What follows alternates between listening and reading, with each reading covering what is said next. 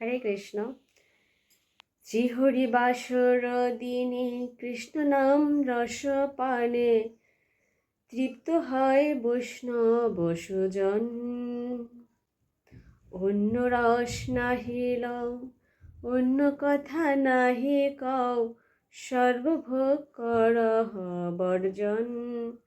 হরে কৃষ্ণ। তো শ্রীমান চৈতন্য মহাপ্রভু আমাদের এই হরিবাসর দিনে বা একাদশী তিথিতে সর্বভোগ ত্যাগ করার কথা বলেছেন।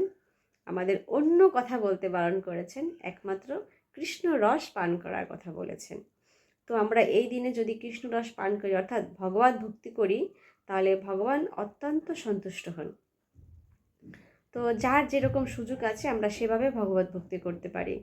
আমরা তুলসী মহারানীর সেবা করতে পারি, তুলসী মহারানীর দর্শন, তাকে স্পর্শ, তাকে আরতি নিবেদন করা, প্রণাম নিবেদন করা, পরিক্রমা করা। আমরা ভগবানের বিগ্রহের অর্চন করতে পারি, বিগ্রহের ভোগ নিবেদন করতে পারি, তাকে আরতি নিবেদন করতে পারি, ভগবানের জন্য রান্না সেবা করতে পারি, ভগবানের চরণে তুলসীপত্র নিবেদন করতে পারি, পুষ্প নিবেদন করতে পারি, ভগবানকে প্রণাম নিবেদন করতে পারি এবং সম্ভব হলে ভগবানের পরিক্রমা করতে পারি। কলির কলুর নাশকারী হরিনাম মহামন্ত্র আমরা জপ করতে পারি, শ্রবণ করতে পারি এবং প্রচার করতে পারি। আমরা গীতা, ভাগবতম, চৈতন্য চরিতামৃত আমরা অধ্যয়ন করতে পারি, শ্রবণ করতে পারি এবং এই বিশেষ দিনে আমরা এই একাদশীর মাহাত্ম্য শ্রবণ করতে পারি বা পাঠ করতে পারি। তো আজকে হলো আমলকি একাদশী। আমি এখন আমলকি একাদশীর মাহাত্ম্য পাঠ করব। হরে কৃষ্ণ। যুধিষ্ঠির বললেন, হে কৃষ্ণ, মহাফলদাতা বিজয়া একাদশীর কথা শুনলাম। এখন ফাল্গুন মাসের শুক্লপক্ষের একাদশী যে নামে বিখ্যাত তা বর্ণনা করুন।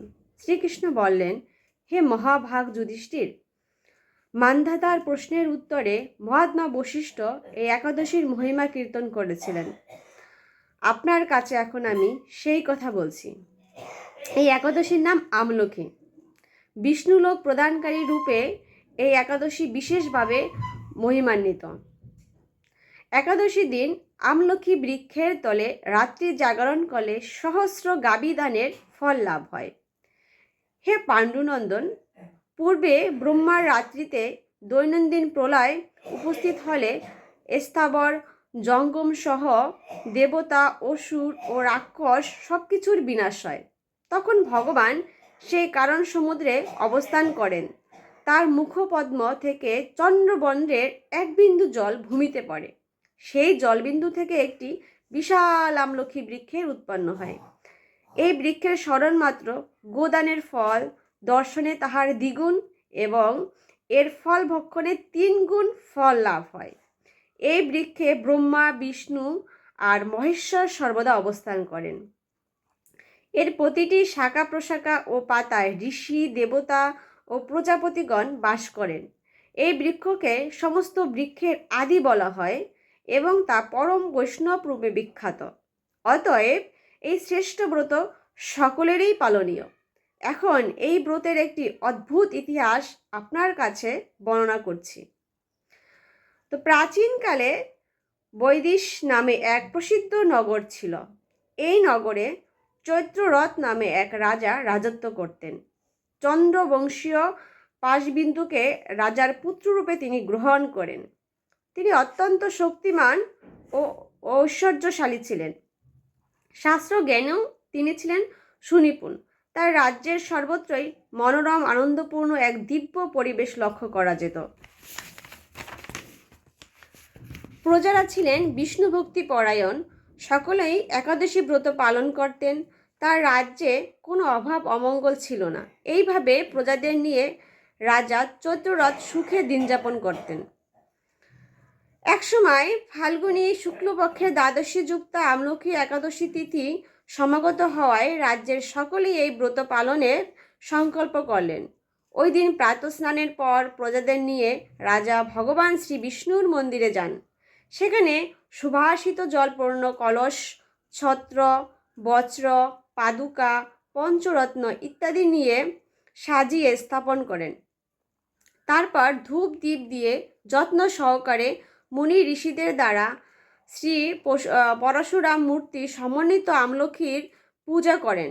হে পরশুরাম, হে রেণুকার সুখবর্ধক, হে ধাত্রী, হে পাপ বিনাশিনী আমলকি, তোমাকে প্রণাম। আমার অর্ঘ্যজল গ্রহণ করো।